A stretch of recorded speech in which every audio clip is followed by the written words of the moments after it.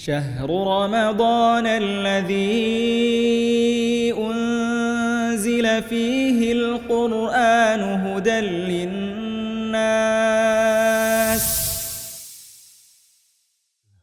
Assalamualaikum warahmatullahi wabarakatuh. Alhamdulillah wassalatu wassalamu ala rasulillah. Pemirsa sekalian, selamat datang kembali di serial Ramadan Surah Ngaji. Masya Allah, di serial Ramadan ini kita akan membahas seputar tema-tema Ramadan yang insya Allah videonya tayang setiap hari di bulan Ramadan. Dan di episode kali ini kita untuk temanya yaitu seputar amalan-amalan yang bisa dilakukan wanita haid selama bulan Ramadan bersama guru kita Ustadz Muhammad Syaputra. Assalamualaikum Ustadz. Waalaikumsalam warahmatullahi wabarakatuh. Sehat-sehat ya? Alhamdulillah baik. Alhamdulillah, Masya Allah. Taib, pemirsa sekalian, mungkin ini temanya terkhusus untuk para akhwat, para ibu-ibu, para ummahat, karena Masya Allah di bulan Ramadan ini bulan untuk kita berpeluang memaksimalkan pahala amal soleh, Ustaz. Namun di sebagian wanita itu ada siklus bulanan yang namanya haid, yang tidak bisa Iya. dihindari, Ustaz. Iya. Nah, ini terkhusus para ummahat atau akhwat yang mengalami haid ini, bagaimana kiranya, Ustaz, agar bisa tetap mendapatkan pahala banyak di bulan Ramadan ini, Ustaz? Naam, bismillah, salatu wassalamu ala rasulillah, ma ba'd.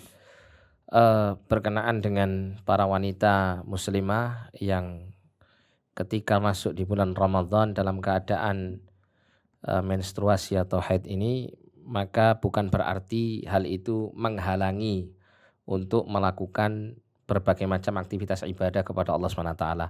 Memang bisa kita katakan hal itu menghalangi sebagian dari amal soleh. Karena ketika seorang wanita itu haid atau nifas ya, itu dilarang mereka untuk melaksanakan ibadah sholat, puasa gitu ya. Namun ada banyak amal-amal soleh yang bisa dilakukan, terutama pada saat bulan Ramadan. Apa saja? Contoh ya, salah satunya adalah dengan memperbanyak zikrullah, memperbanyak berzikir. Zikir apa yang perlu untuk diperbanyak? Mungkin dengan istighfar. Apalagi di bulan Ramadan termasuk bulan maghfirah, ya, syahrul maghfirah, bulan ampunan. Karena banyak amal-amal saleh yang dilakukan di bulan Ramadan itu bisa mendatangkan ampunan dari Allah Subhanahu wa taala. Nah, itu diperbanyak untuk mohon ampun, berzikir dengan istighfar. Termasuk juga mengucapkan tasbih, tahmid, tahlil, takbir, memperbanyak sholawat Nabi. Kemudian adapun berkenaan dengan membaca Al-Quran, ini para ulama berselisih pendapat. Ada yang mengatakan boleh, ada yang mengatakan tidak boleh.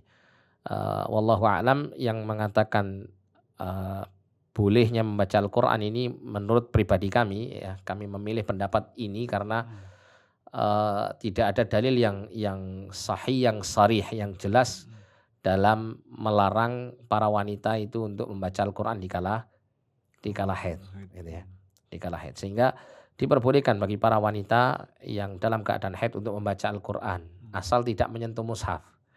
Ya, asal tidak menyentuh mushaf. Apalagi para wanita-wanita yang memiliki hafalan Quran itu ya, mereka tentunya akan kesulitan apabila mereka tidak membaca Al-Quran pada saat dalam kondisi haid atau nifas ini, sehingga akan membuat hafalan mereka akan sulit untuk dijaga. Ya. Nah, sehingga untuk membaca Al-Quranul Karim ini sangat dianjurkan pada saat bulan Ramadan, memperbanyak membaca Al-Quran, termasuk juga memperbanyak sedekah. Ya, para wanita juga pernah dinasihati oleh Nabi SAW ketika Nabi menyampaikan bahwa mereka para wanita, terutama para istri itu ya, adalah orang-orang yang paling banyak masuk ke dalam neraka. Ya, Nabi menyatakan bahwa mereka itu masuk neraka itu karena sebab diantaranya adalah kufur kepada suaminya, ya, kufur kepada suaminya, kufur mengingkari kebaikan-kebaikan suami. Ya. Nah, itu sebelumnya Nabi mengatakan kepada para wanita-wanita muslimah untuk bersedekah, ya, sampai pada saat itu Bilal membawa kain ya ke jamaah para wanita muslimah itu, kemudian banyak para sahabiat itu memberikan sedekahnya di kala itu. Ini menunjukkan bagaimana sedekah itu termasuk ibadah yang sangat utama bagi para wanita, terutama di kala haid dan di kala dalam bulan Ramadan gitu ya. Memperbanyak sedekah yang dia mampu dari harta miliknya sendiri, bukan harta suaminya atau harta keluarganya. Nah, maka ini adalah keutamaan yang besar bagi dia. Dan ada satu kebaikan lagi yang bisa dilakukan adalah dengan membantu keluarganya ya, untuk mewujudkan ibadah puasa atau mewujudkan ibadah-ibadah lain yang dia tidak mampu untuk mengerjakannya di kala haid. Ya, termasuk juga mendukung dengan cara misalnya menyiapkan makan, buka atau sahur gitu ya. Termasuk juga membangunkan keluarga yang mungkin di saat waktu sahur atau dikala akan berbuka itu mungkin dalam keadaan apa namanya, belum melakukannya itu diingatkan atau dibangunkan kalau dalam kondisi tidur. Termasuk juga menasehati yang lain ya, untuk selalu bersabar dalam menjalankan ibadah puasa, memotivasi anggota keluarga yang lain, itu termasuk bagian daripada ibadah kepada Allah SWT. Ya, termasuk juga misalnya di masa sekarang ini kita kan mudah untuk mengakses kajian-kajian Islam itu ya, melalui internet atau yang semacamnya. Nah ini waktu-waktu yang luang bagi para wanita yang haid ini hendaklah dipenuhi dengan hal-hal yang demikian ya. Katakanlah mereka tidak bisa puasa, tidak bisa sholat, tapi masih ada kebaikan yang banyak yang bisa mereka lakukan ya. Intinya jangan kosong dari melakukan ibadah, karena syaitan itu kadang-kadang ya, meskipun di bulan Ramadan sebagian ulama mengatakan syaitan benar-benar dibelenggu, ada juga yang mengatakan syaitan itu kondisinya lemah untuk mengganggu manusia.